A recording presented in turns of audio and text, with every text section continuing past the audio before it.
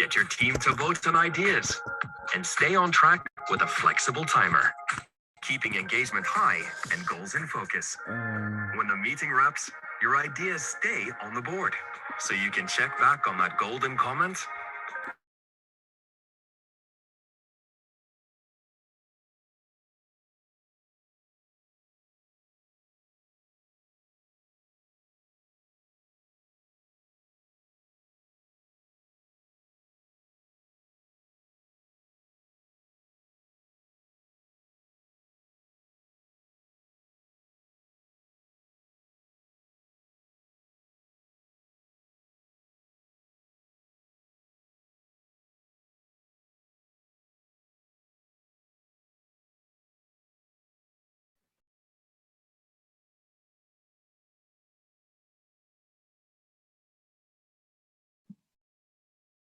Hello.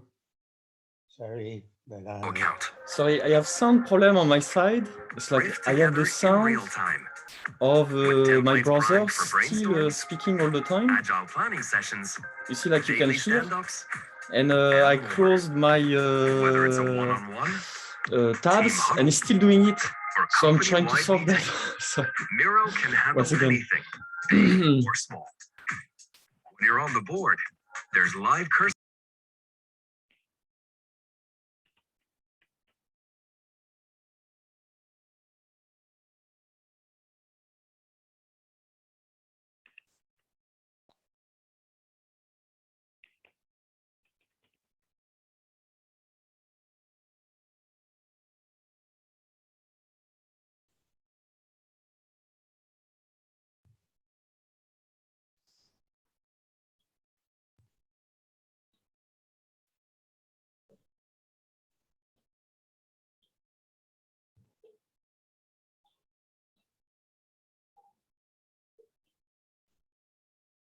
Can someone say something? Hello? Hello. Sorry. Yes. Right. You guys keep having have a chat, you know? Just Leilani is the boss. Since until I work out the sound problem, I have sound problem on my side. So please, Leilani, go ahead. A collaborative online whiteboard. Hi. So, this feels a little awkward. What do you think might be Max's problem? He's got a voice from some other. Well, yeah, he said something on his computer is playing and he can't get it to stop. I think that's what he said. He's closed all his tabs and it's still playing. So anyway, welcome to all of you who are here today. Max asked me to fill in sort of at the last minute, I guess, to be to tell my story and to just share with this is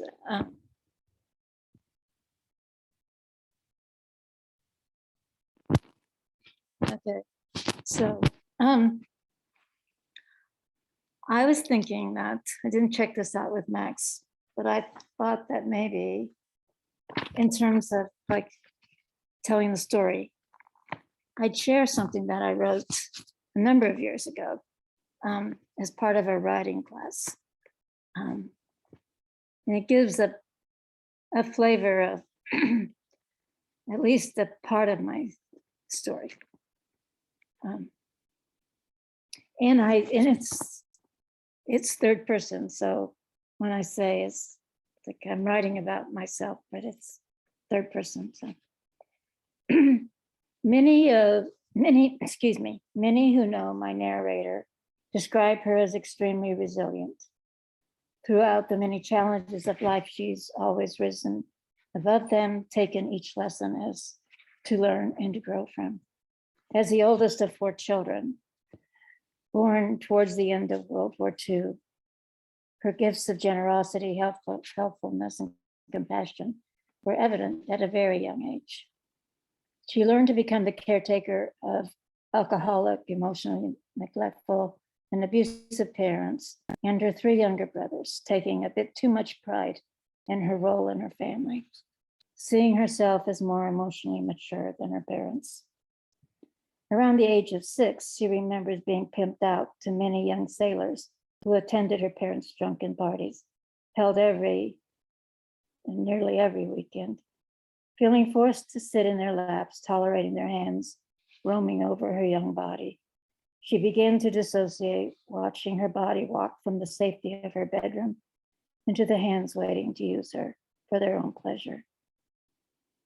At the age of 8, she was repeatedly molested by one of her parents' friends.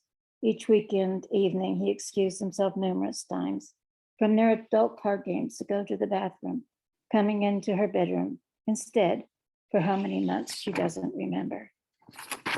My narrator married for the first time at the age of 16 because of the pregnancy to a man she later realized was her father, alcoholic, physically and emotionally abusive. Always the optimist, my narrator believed herself capable of loving her husband into emotional health. After 14 years of his behavior that included arrests for exposing himself to many women and molesting a teenage girl, my narrator learned to stop enabling his behavior through her overdosing him with compassion. After she left him, his behavior continued, and again, he was sent to prison for setting fire to her apartment. Her husband's parents, especially his mother, were also alcoholics, constantly evading the law for one behavior or another. Until she refused to allow her children to see them, my narrator witnessed their behaviors as shocking and entered her sweet naivete. It seemed her in-laws were capable of almost anything. Her mother-in-law terrifying her at one point when she put a gun to her temple as she was feeding her infant daughter. Leaving her husband meant leaving everything she had known for 14 years, her volunteer work, the home she prided in creating for her family, and her group of friends who were never aware of the other side of my narrator's life. She began for the first time to rebuild a life for herself and her 4 children. A second marriage was born of desperation from never being employed, 4 young children to support, and an ex-husband in prison who didn't pay child support. Her second husband, the steadfast CPA, father to 3 children, a devout Catholic, he appeared to be the perfect mate. 10 years later, with her youngest daughter's first attempt at suicide, my narrator learned of his years of molesting her. Already questioning the God depicted by her church, she knew it was time to leave the church, her profession as an educator for the church, and of course, her marriage. Once again, the life she created, the perfect image of a family, was shattered and she began to rebuild. She went to college and then to graduate school, entering a new vocation. Now she had credentials for what she had been doing for years, therapy of some kind, using her natural gifts of presence, deep listening, clarity of thought, and genuine compassion. Soon she met and married her third husband. The man, though amazingly brilliant, was deeply emotionally tired. Shortly, he started to demand more of her attention until he demanded all of her, jealous of time spent with her 4 children and 11 children and her few friends. The wounded healer always finding the wounded, still embedded in the unconscious patterns of her childhood. My narrator believed him to be the one whom she would live with the rest of her life, but the addiction of her 2 youngest children, causing the neglect of 7 of her grandchildren, and CPS intervention, the time and energy and money my narrator poured into saving them became too much for him. Instead of being the man at her side, supporting her through the heartbreak and torment the addiction caused, he walked away, threatening her to not take even what the law entitled her to, hiding their community money, and leading her to naively believe that he would do the right thing when the divorce was completed and her percentage of their business was delivered to her. Lies, cunningly manufactured lies. Once again, she was left to rebuild. Rebuilding this time was different. Now, instead of choosing to be at the beck and call of her loved ones, rebuilding was doing what brought meaning and fulfillment to her life. At first, she believed that to be going beyond her already very physically active life, including 15 to 20 mile weekly hikes, running half marathons, backpacking, and even a try at mountain climbing. An ATV accident splintered her left tibia, leading her to 4 surgeries in 4 years, never completely healing. The accident left her in a state of constant pain and tore her from her passions, leading to a 2-year period of despair and darkness, during which she often believed suicide to be a viable option. Though she had left her church years before, she returned to a life of faith, as many people do after tragedy leaves them without meaning. Through the grace of life itself, her dormant faith grew out of her dark night of the soul to become the foundation through which she now lives her life, strongly committed to her spiritual path. She began to remove the veils that kept her from seeing the truth of who she really is and embraced her ultimate calling.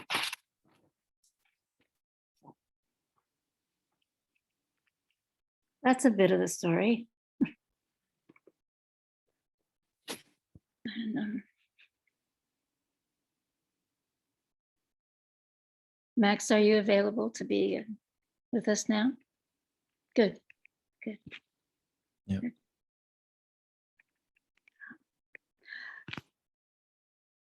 It's interesting to me that I'm sitting with a group of 4 men, given that men have been such a challenge for me in my life. And all 4 of you, I've gotten to know some extent over the time in Emerging Commons. And, yeah, I guess I feel like I'm sort of just sitting here waiting, open, whatever, for the next step this morning, this afternoon, whatever time it may be where you are.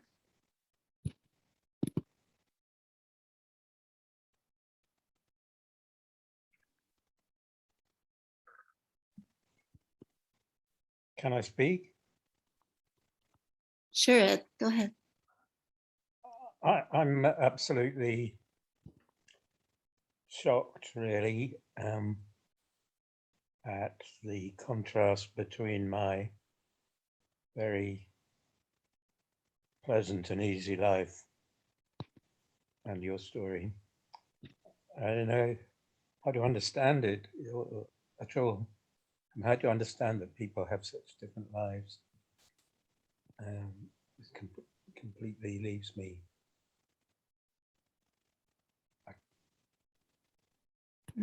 I can't begin to get my head around it. Says, I guess I've always been a people watcher. I've been like very interested in people's stories.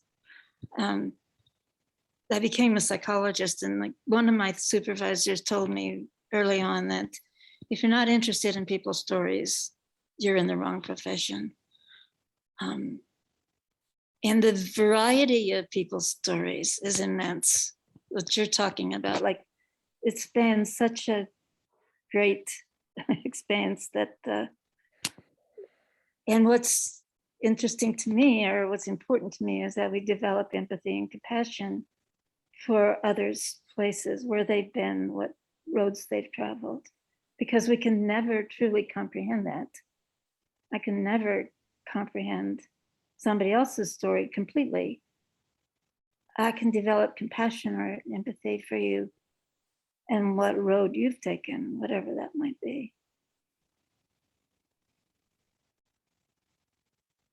I just don't know, it's a memory that came back. Was like after my divorce from my 3rd husband, I started dating some for a while, but then I remember this one man I was talking to on the phone, and he said, "Your life is way too complex for me."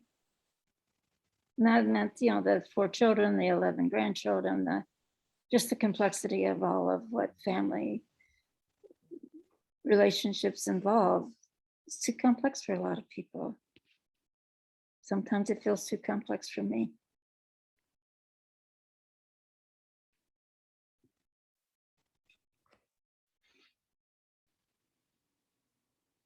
Yeah.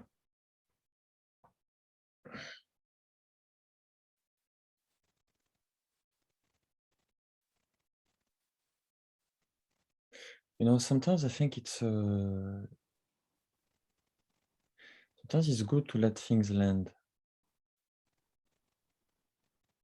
You know, so I hope we won't feel obliged to feel the silence. But I think you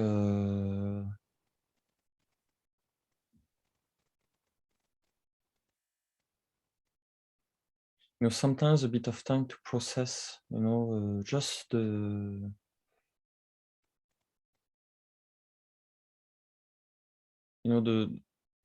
emotional vehicle that you know, can go through our minds, knowing certain things.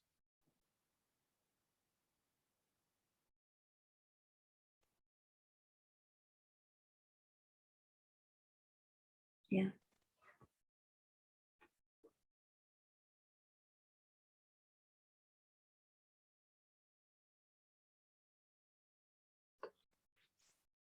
I just don't understand at what point people say enough and Yeah. lose everything instead of like trying to, I don't know, shape the relationship before saying enough. I, I'm not judging, and I'm just thinking even about my relationship as well. Like lately, I had to say like things that I'm not going to tolerate.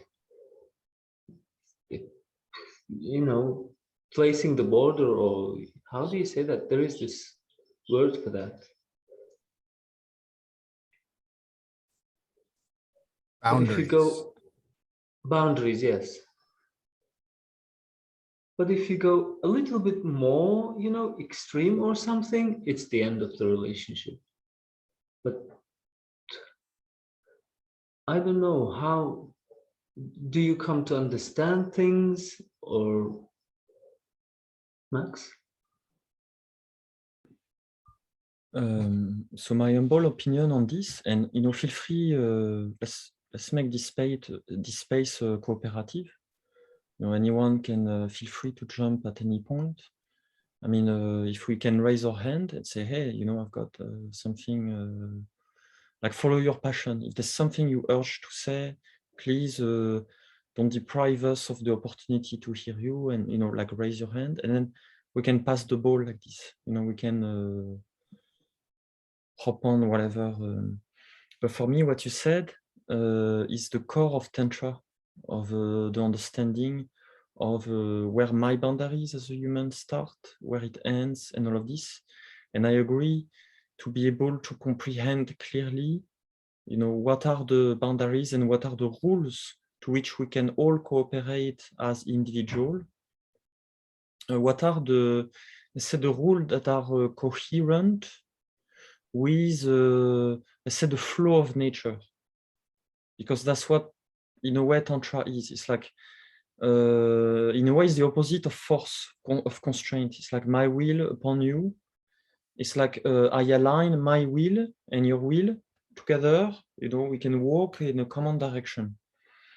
And I think it's in the past, we've been very, very forceful about a great many things. But in particular, you know, the last chain of force, because it's like police force, it's also a mental force, physical force, but it's also mental force that's often exerted upon us by, let's say, sometimes even the people we love the most, you know, like they push us to be something we're not, or I want this, I want it more than you know, kind of thing, versus trying to make a cooperation machine. And one that works harmoniously with the bigger game of life, that I think is the problem. Because it's like, with who do you cooperate, with who do you stop cooperating? Like, humans are really good at cooperating, but they only cooperate with humans. They don't really cooperate with pigs. Like, pigs are more like they're slaves to them. And in a way, in segments of society, it's a bit like this as well. It's like it's a very segregated way of thinking. And I forgot where I wanted to go with this.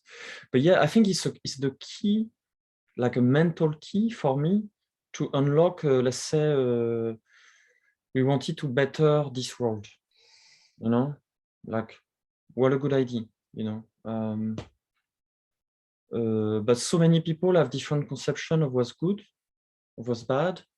How are you not sure that you're gonna make bad things in the name of good? And I think for me, the most safe is in a way information, the right information, and then you make a decision for. But I think the right information on to which particular domain does it apply, I think is like like the glue between people. You know, like our culture, our social glue, the way we organize ourselves as people. Yes, Leilani, please. Well, I wanted to, there's a couple of things to Sharif, particularly right now, but I grew up with no boundaries, essentially no boundaries. Like, so I didn't know anything about boundaries until I got much older, and pretty much until I was in graduate school, I didn't really understand boundaries. I also grew up in a time where people stayed married, regardless, they stayed married. My parents stayed married for their entire, 60 plus years, 65 years, through whatever. And that was my model. And I was also Catholic. I was raised Catholic. So you don't get divorced. And at the time, I didn't know there had been any other divorces in my family. And the stigma of being the first person to be divorced in your family was almost too much for me to bear. I actually didn't leave my first husband until priests. I had two priests that I was good friends with, and they told me I needed to get out, that I was sacrificing my children's lives. I had no right to do that. I could sacrifice mine if I wanted to, but to sacrifice my children's lives was not something that was really okay for me to do. Why did they say that to you? Excuse me, Max? Why do you think they said that to you? I'm sorry. Why did they say that? I didn't understand what you said. Why did they say that to you, do you think? Why did they tell me to leave? That you sacrifice your... Why did they say that to me? Yeah.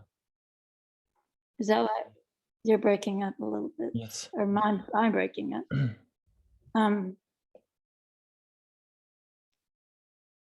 My ex-husband made a threat against my life. He said, like, it's really, this story is much more complicated than, he was involved with some mafia people.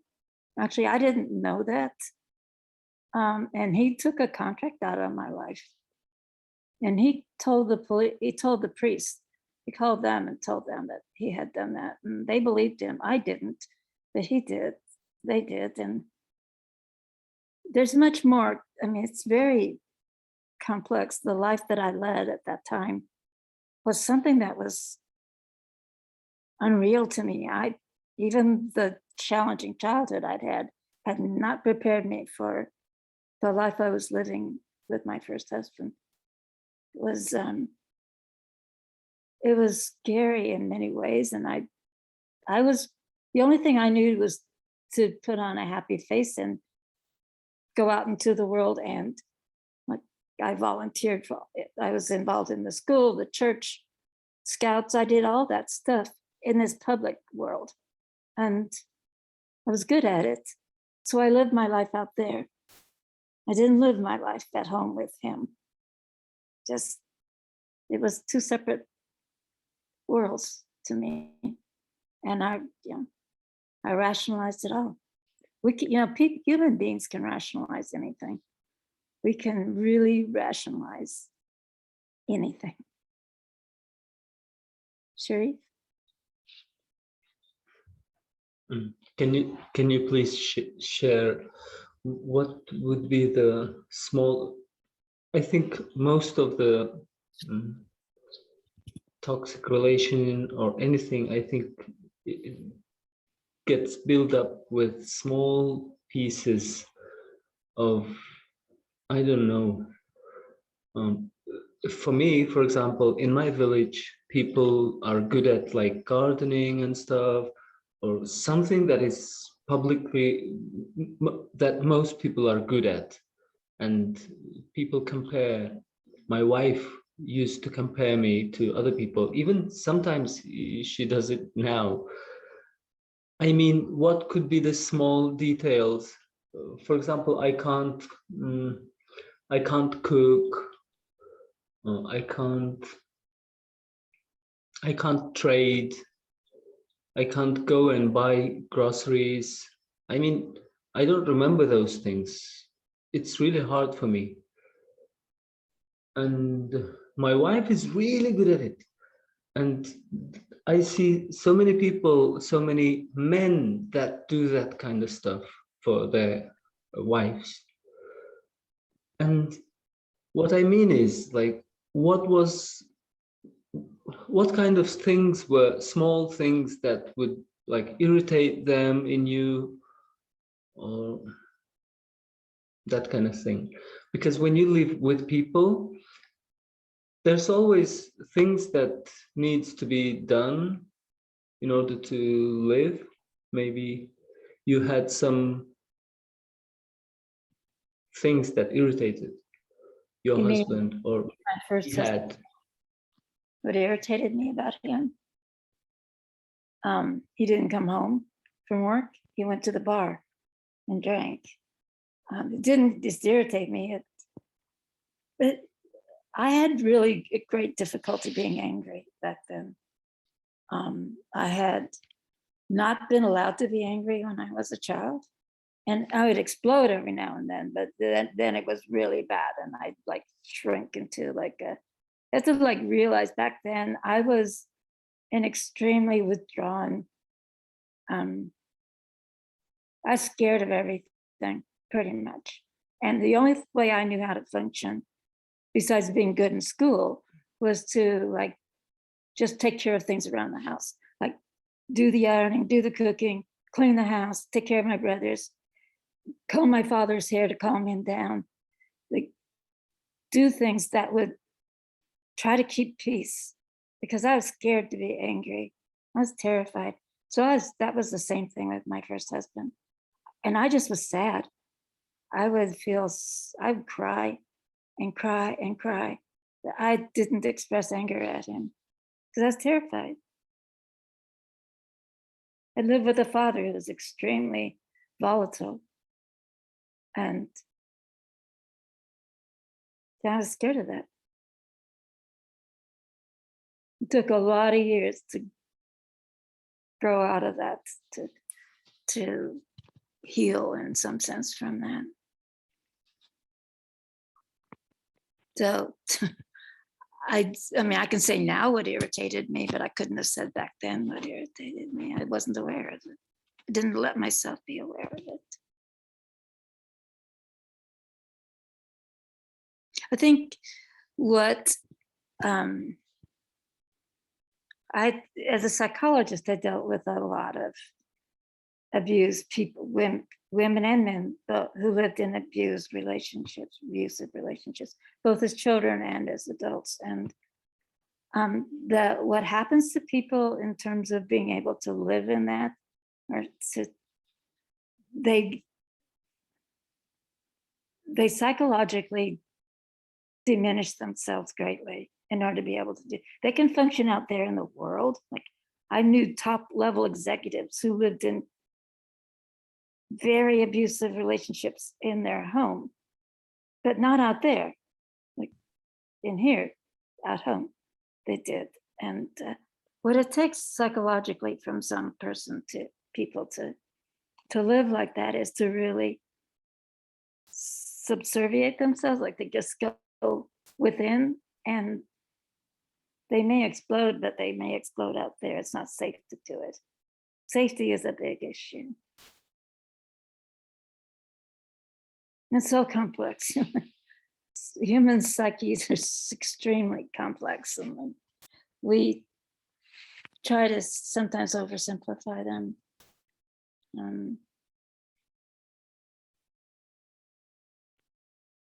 Yeah. And to try to understand it all is very difficult, I think. I also want to say that I believe that a lot of my background is what made me a good psychologist. I had been in a lot of the places that my clients had been.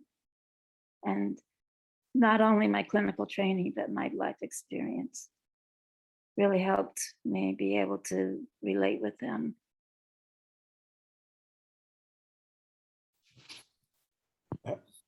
And was there then a time in your life when suddenly you realized that you were now free of all that suffering, if that's the right word for it? And you thought, thank goodness, or something like that? Free? I don't think so. No, I don't know that people ever are completely free of a lot of what happens to them. I think they carry it with them. I've worked with a trauma therapist. I've studied with Thomas Hubel, whose focus is on trauma and collective trauma. I've worked with him for 14 years. There's a lot of healing that's taken place. But I can remember like one time, he thinks of trauma as frozen energy in your system. So energy that can't move, and because it's frozen, and that keeps us in a reactive and defensive place. So I remember one time at a retreat, I went up to him and I asked him if he could see, because he could really sense where people have blockages or frozen energy. I asked him what he could see that I really needed to pay attention to still. This is after several years, number of years of working with him. He said to me, there's a frozen energy at the very base of your spine. It's very, very old. So this is like from birth or like very young child. It's very old, could be older than that. And what would be helpful is if you were to allow someone to hold you. Allow someone to really hold you and feel their love for you. Feel them holding you.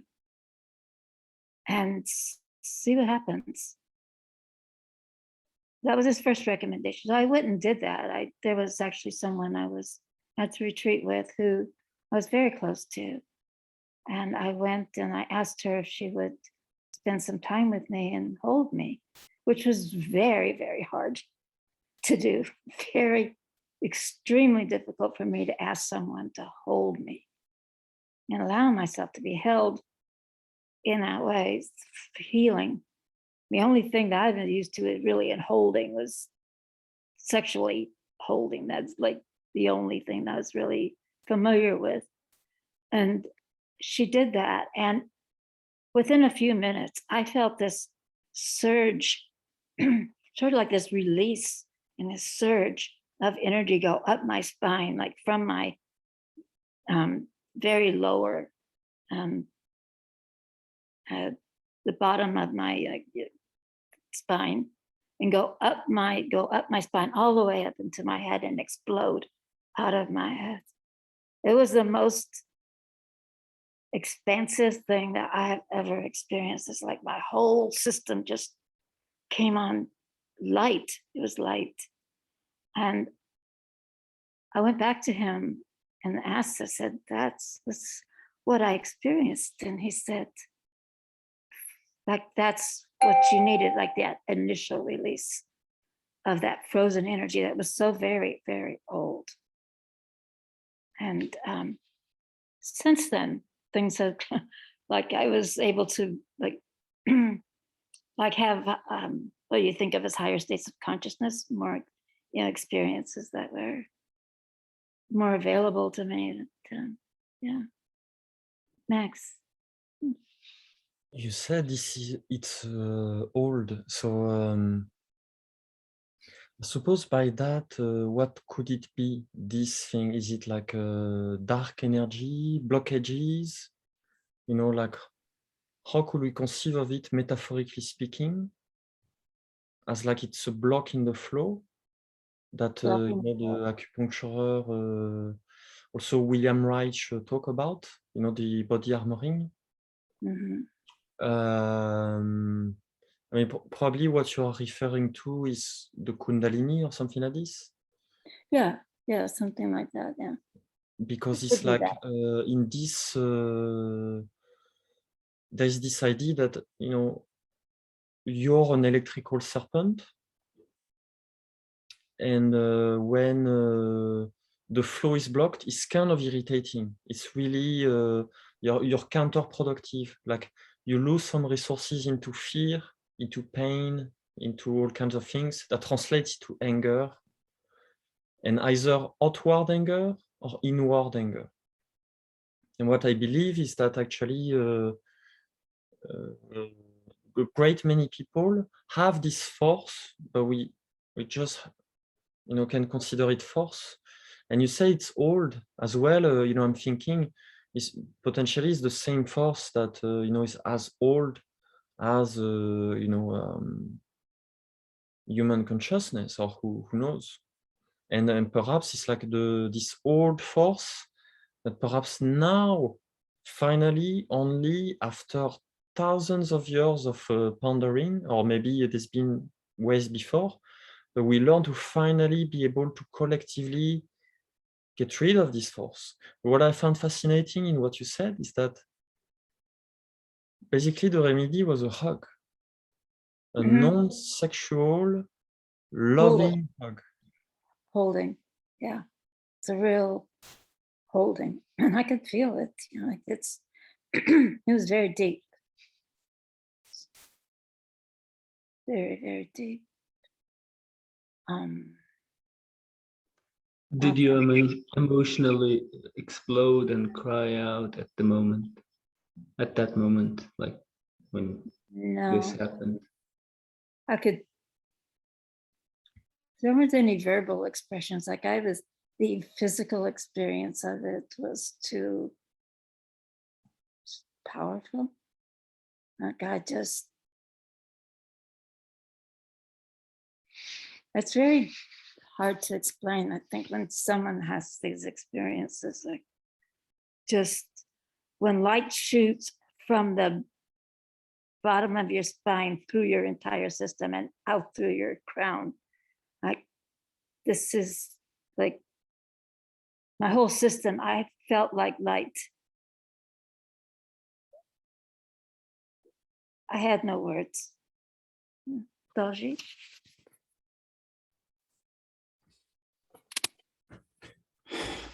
I mean, first, I just want to thank you for sharing this, like honor the courage, real, genuine courage to share something so authentic and deeply private and painful. The fact that this is called the hidden treasures, the sort of irony right now is really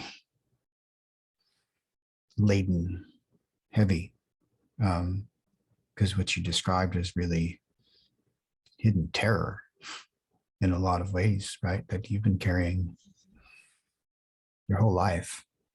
And so, you know, what you are describing there is the classic Kundalini awakening. That's exactly textbook. And that, you know, the therapist was articulating that it's an energy blockage in your first chakra, which is just fear of security, survival, like that has been locked in you since a child and the trauma of your childhood. And yeah, I mean, clearly you are someone who is incredibly open and full of the desire to love, right? You said something about not having any boundaries in your family life, and as we say, for good or for ill, and look like it seems there was a lot of ill. But you mentioned something you read. You used the term the wounded healer, right? And I think, I mean, I'd be curious to know more about that process for you, because you've had a lot of trauma that you've worked through this lifetime, becoming a psychologist and healing others. I would love to know more about how you access that. It's almost an archetypal level that right? It's Chiron is the wounded healer, right? Chiron, yes. And if you've had, how that relationship has changed for you as you've matured through life and to the point where you're at now with it. I'd be curious to hear about that.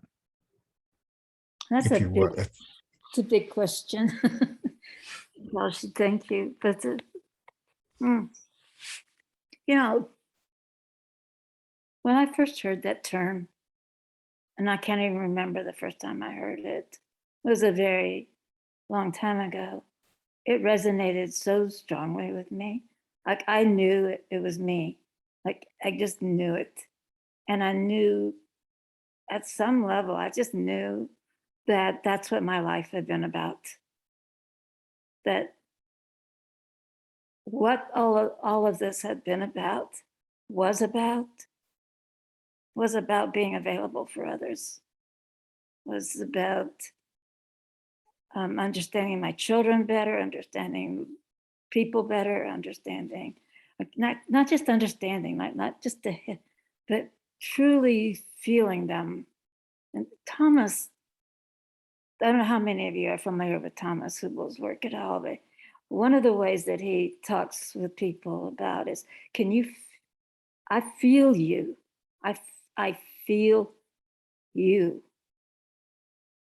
You can't feel somebody else unless you're able to energetically be in their space. And I can energetically be in your space. I've been able to do that for a very long time. And I believe that's part of this, is this wounded healer is been with me forever, or at least this lifetime, and will be with me for the rest of this lifetime. It is a part of who I am. Does that answer? Yeah, it does. I'm just, and just how, that's maybe playing out in your life at this point. Is that still an active energy within your life? I'm assuming you've retired from your psychology practice. I'm not actively a psychologist anymore. I do have some coaching clients. I do continue to work with people. I actually would like to work with more, and that's one reason. Not one reason, but one aspect of starting doing the event about the cinematic shadow integration is, I believe that shadow is a big part of what people need to do, and shadow work integration. So I'd like to do part of that here. Michael Shanahan and I are connecting. I hope actually we'll be able to create something around healing trauma to work together here to help. But I still feel it very strongly that a lot of my thoughts are around what can I do to help? How can I help? Thank you. Yeah, thanks. Thank you, Max. Yeah.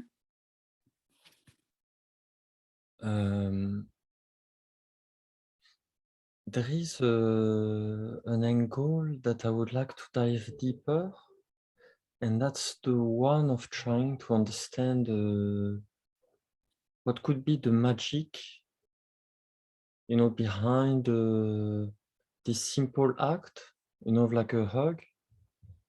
And is it this person in particular? Is it you, the right moment? Is it, how do you explain that? Like, what could be the possibilities of, and we can all work together on this idea, like it's just, is it like the flow of acceptance? Maybe someone who unconditionally accepts you, and then the act of touching, maybe you need to touch in a particular way. Maybe there's a technique to the hug. Like, what's the magic formula for healing the trauma with just a hug? What do you think, Leilani? What's your intuition? Maybe it's true, maybe it's not. What's your intuition? One of the things that just hit me when you said that, Max, is without an agenda. Like I remember my third husband, like when we did this couples massage class. This is early on in our marriage, and we did this but every time he would give me a massage, it was with an agenda. It's going to lead to sex. It's like it has this agenda. Everything has an agenda. So much human interaction has an agenda.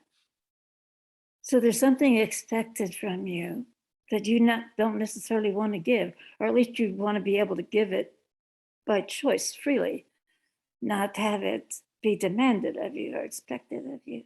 And so when I had that experience, that was a holding without an agenda. There was no agenda there. This woman held me in a way. I mean, I trusted her completely. I was completely open to her. Excuse me. I had known her for a long time. I still know her. I mean, we're still friends. So you think it's the no agenda? But no agenda to me would was you say that her agenda was to help you, like profoundly, and she had like really pure intention potentially? It's still an agenda, but it's a good one. Or would you say it's too far-fetched to say that? Or between no agenda and the most benevolent agenda that she, like, what do you think between this range? I can't speak for what was at her end. I know what I felt, what I experienced with her, and it was no agenda. And maybe everything. So no many agenda towards you. So her agenda maybe towards her, no negative agenda towards you, perhaps, right?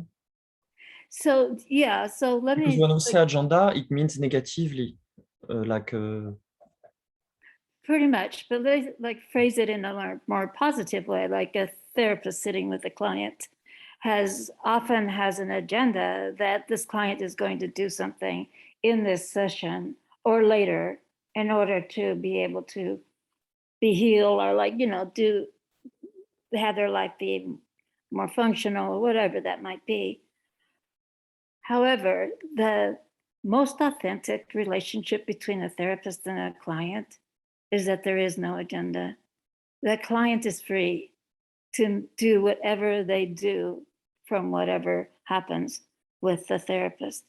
And a lot of research has showed that when a client feels like there's a need to please the therapist or need to, like, they become either wherever they're developmentally at, like adolescents, say pretty much lots of people are at an adolescent stage of adult development, no matter how old they are, that they have a reactive, so they purposely don't do what the therapist says to do so it's an agenda that's between the therapist and the client that they enact out, and then a lot of potential healing doesn't take place. But I think that's part of the deal, is like people feel that whatever that might be between them, you feel it.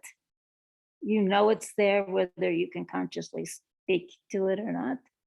You know it's there. And you can pick up on it and then react to it. It seems to me, answering Max's question, although I've only just heard the story, but it seemed to me essential for that healing, first of all, that you communicated to the guy Thomas just how frozen that energy was, or how old it was. Secondly, that he gave you the instruction and the permission to, that what you need is for that to happen, for someone to hold you. Then thirdly, that there was somebody there who you were close to. So I'm saying it's not just in that act of the holding, but the whole timing of everything in it created the power, that it was the right moment to release something. I'm not telling you that, I'm just saying that's how it looks to me. I think that's a good point. It's like I was very open to it. I was needing it. I felt a strong impulse to ask Thomas that very question. And usually it's interesting, like in those settings, Thomas is surrounded by people, like there's a line waiting during breaks and stuff. There's always a line that are waiting to ask him questions or talk to him about something. There was nobody there. There's nobody there. It was completely open for me, the space, and I took it. Like, I think that's an important part of that. There's an openness to that whole experience that allowed for it to happen, created the space.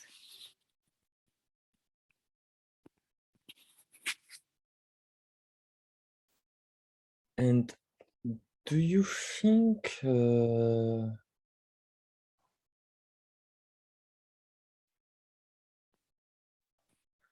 you think there's a digital equivalent of a hug that could raise someone's Kundalini with just intentions, like remotely? Like, could it be quantum or instead of just being physical? Do you think this process will be possible?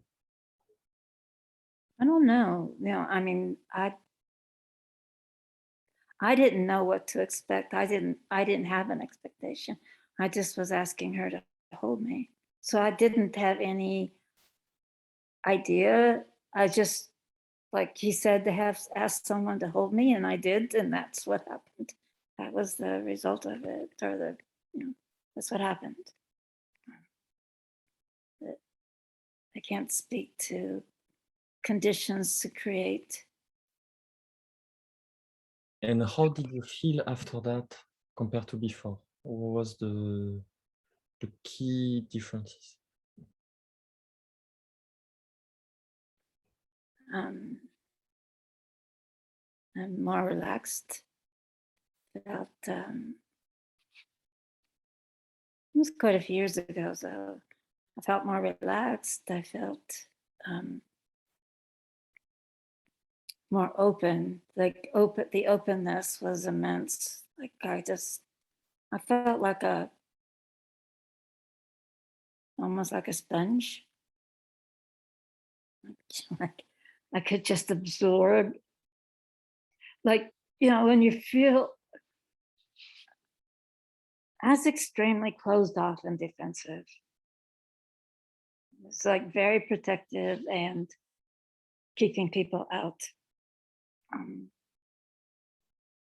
That shifted a lot after that.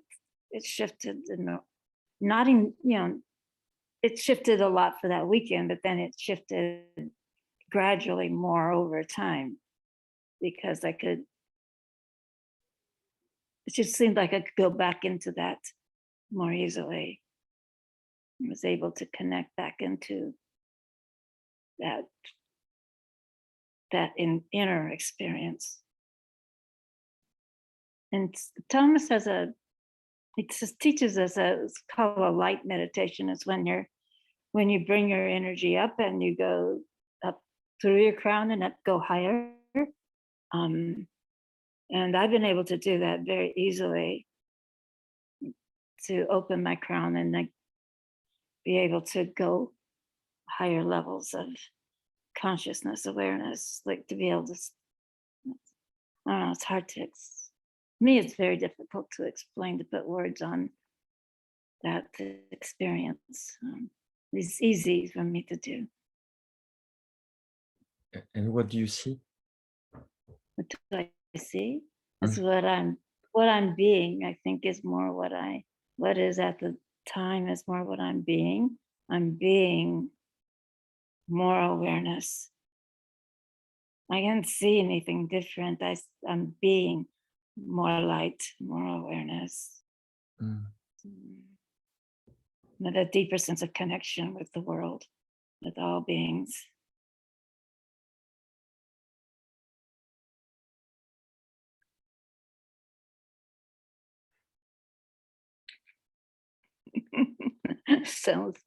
Can sound very odd and strange to some people.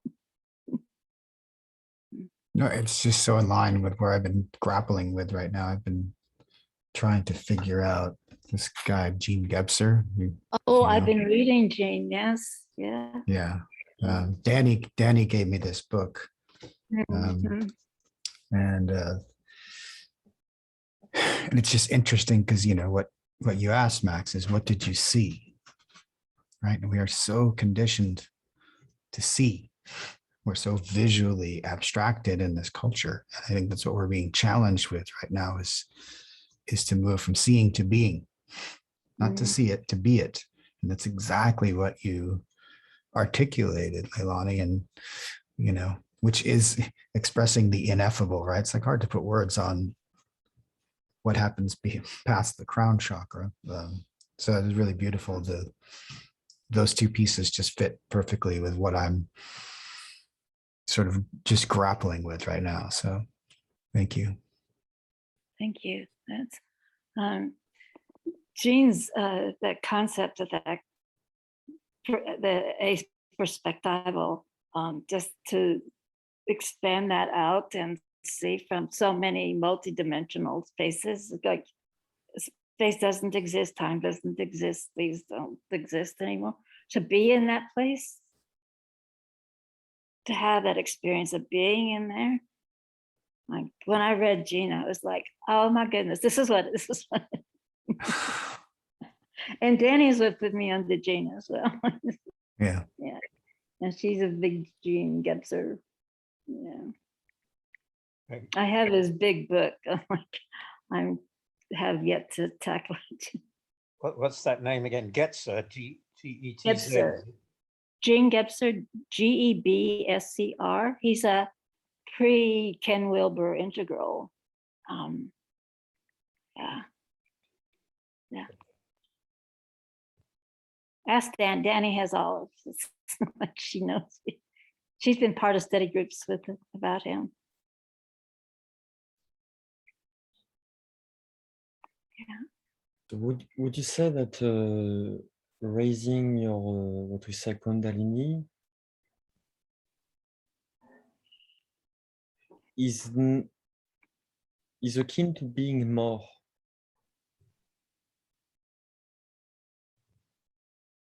It's like you be more, but maybe you perceive more also because you be more too, but not because you have other senses.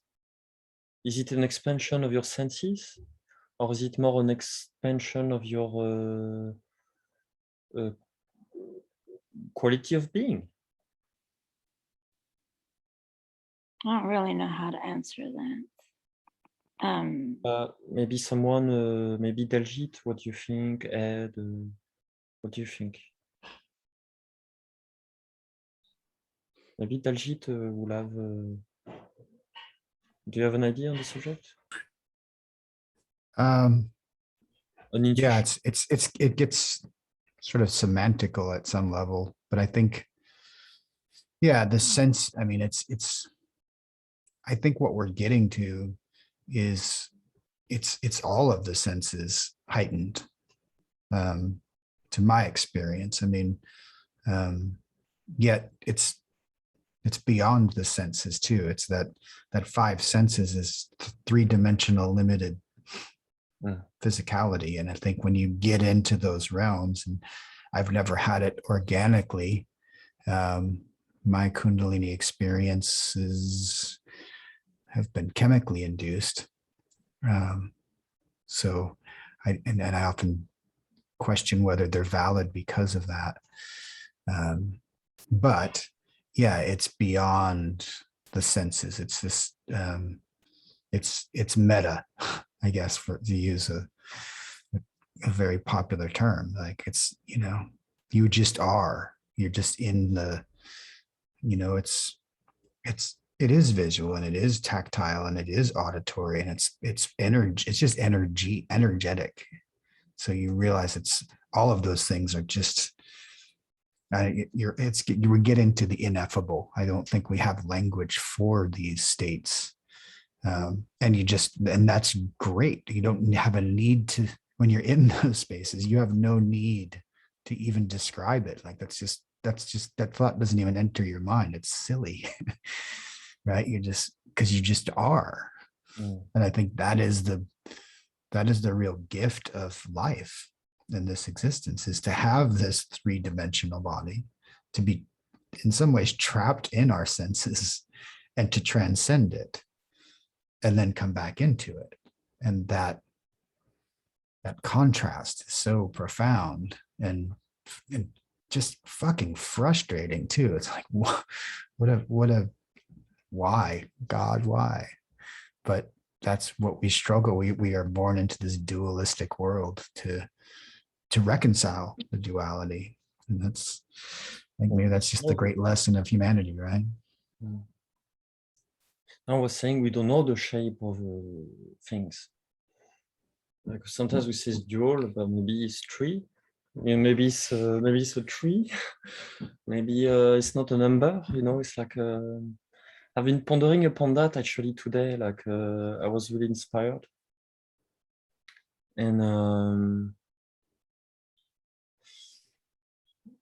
yeah, there's one thing that I wanted also. Sorry to jump on something else, but it's like when you said earlier, Leilani, you said sponge. I was like a sponge.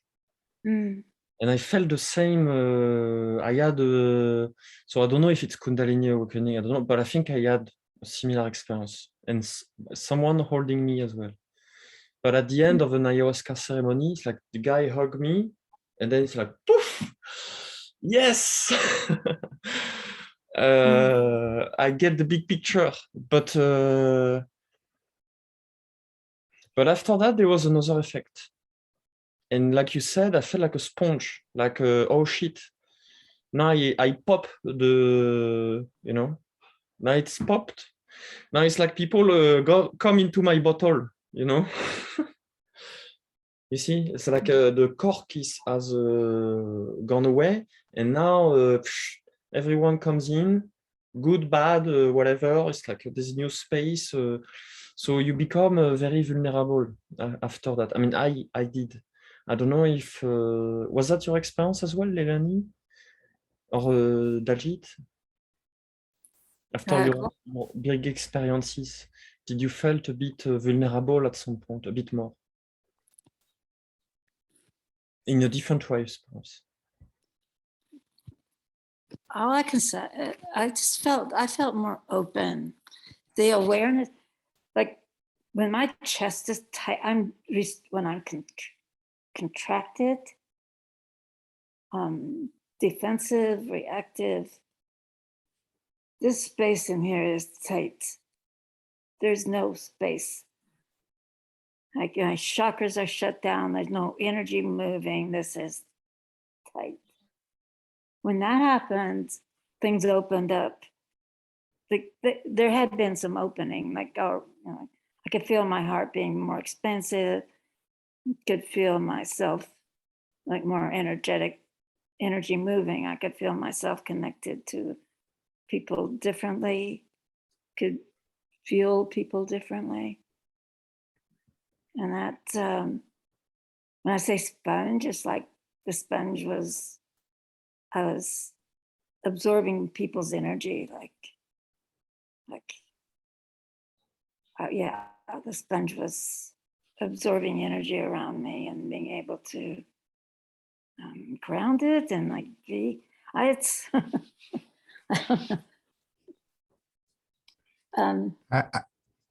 Go ahead, Daljit. Yeah. One of the metaphors I like is a membrane, right? Mm. So we're all just a cell in a bigger body of this field of humanity and this planet and this universe, and holographically all the way up and down.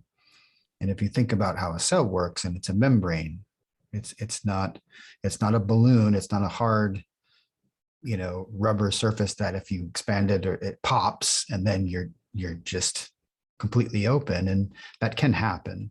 But when you start to work it as a membrane, my sense is that when I have more capacity and I'm as grounded in my own self, the interior, I have more ability to allow more people in. I can hold that space.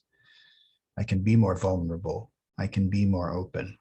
But there's times with the right energy too. And then you can sense, you want to trust yourself. It's like some people you just don't want in. They're not, unless you want to heal them, and you are going to take that upon yourself consciously, not be unconsciously manipulated. But sometimes, it's okay to just throttle down that mesh and close it up a little bit. You have to protect yourself in certain times, or when your own energy is low.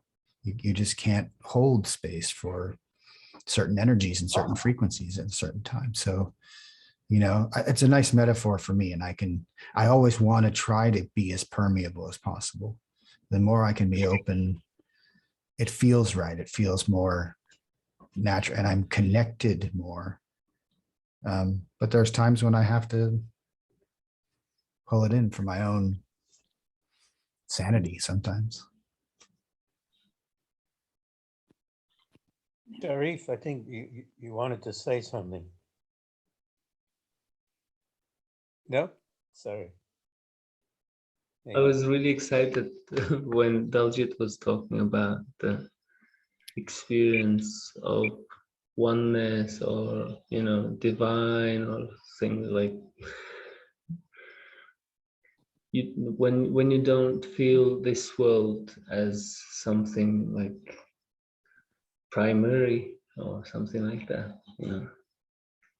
There is, you just are. When he said you just are, is like, yeah, it's very, very interesting and funny, and especially after chemical substances, it's really interesting, and it's life-changing, I hope, for most people.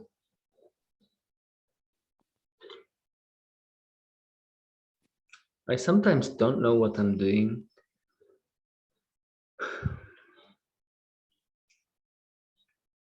I remember, like Leilani said, I had this this burst of emotions. Maybe it's something different, but it was also, freeing, or there is this other word for this too. Like there was something freeing when I talked to my student in one of my classes when she wasn't engaging in the class activities. She told me about the trauma that she has been receiving at home, looking at her parents. They were like zombies, going to work, coming home, watching TV, going to work, coming home, watching TV. And she said, I'm alone at home. And the topic was, how is it living in the city for you? Like, and that's how I feel about living in the city.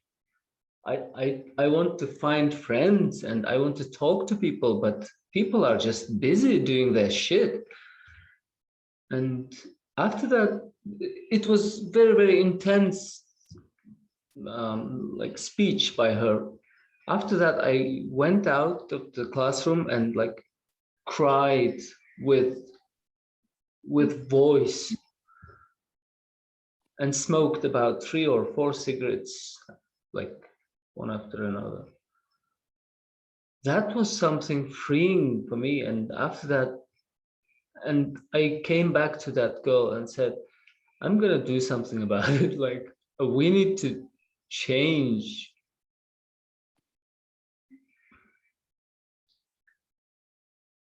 I don't know. I'm trapped here.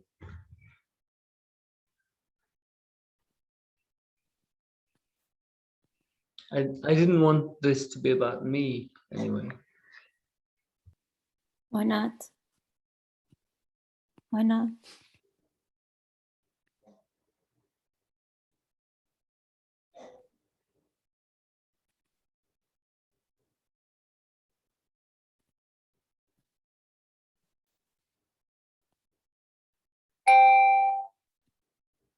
I think that's the power of Leilani.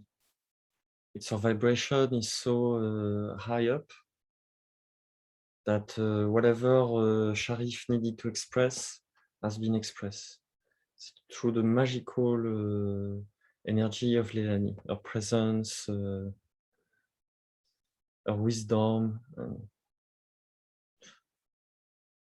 That's how it works. It's magic. Magic. Okay, so this will be like the last 5 minutes because there's another event after, and I'm sorry for having been late. I had some technical problems. Like I had the same loop again and again and again for forever. It's like I close everything, all my tabs, still playing. So What was it saying to you?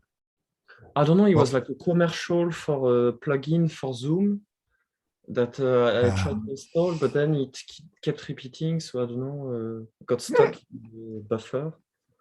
I don't know. And it was so frustrating.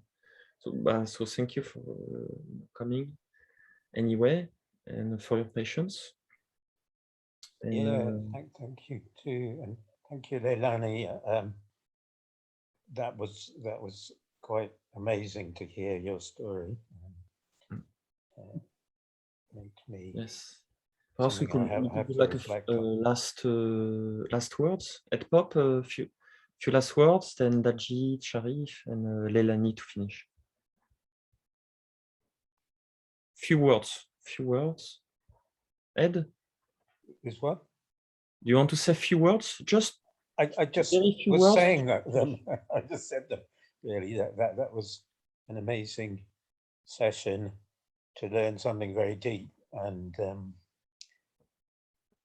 somebody's life that's very different than mine. And I learned a lot, and I have a lot more understanding and respect for Leilani now. For one thing, wow, that's all I can say. Really, thank you. Thank you, Ed. Dajid? Yeah, I would echo the same. That, Leilani and I had an interesting talk yesterday, and we spoke generically about things in a way, and now I have a lot of specifics to that story, and I have a lot of just compassion for you, and empathy, and love, and respect, and admiration. Right? It's just very. The word is courage. I think it's what you've done today is very courageous, and the genuine, like what that word is. And Max speaks French, right? It's courage. It's from the heart. And I genuinely felt that you were speaking from and sharing from the heart. That's the hidden treasure. So thank you. Sharif, few words? Few words to finish?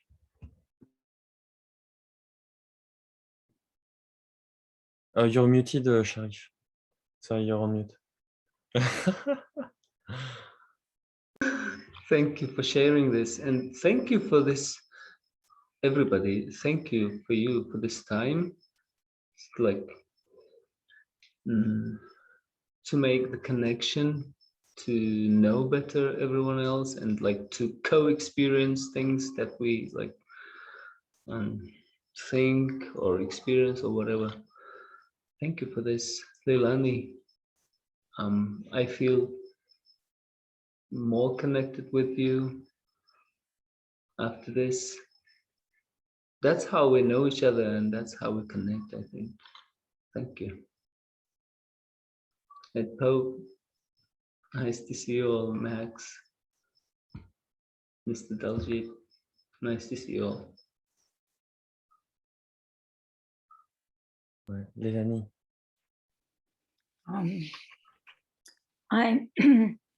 I am so, well, first of all, Max, thank you for having this space that you've been holding for several of us over the time. It's I thought it was a wonderful idea when you came up with it, and I'm so glad to be part of it. I think I've attended all of them, and really appreciate your doing this to help us all get to know each other better. And I'm so touched by all of you being here and holding my story and my life so gently and caringly. This has been a very deep experience for me, and I felt really anxious to start with, and I feel much more settled and safe amongst all of you right now. Thank you so much. With love. I could just feel the love here. It's just so palpable to me. Yeah. It's mutual love. All right. So I propose we quit on this command symbol. All right. Thank you for indulging me in my silliness. All right. Thank you so much, guys. Have a lovely day. Bye-bye. You too, Max. Thanks.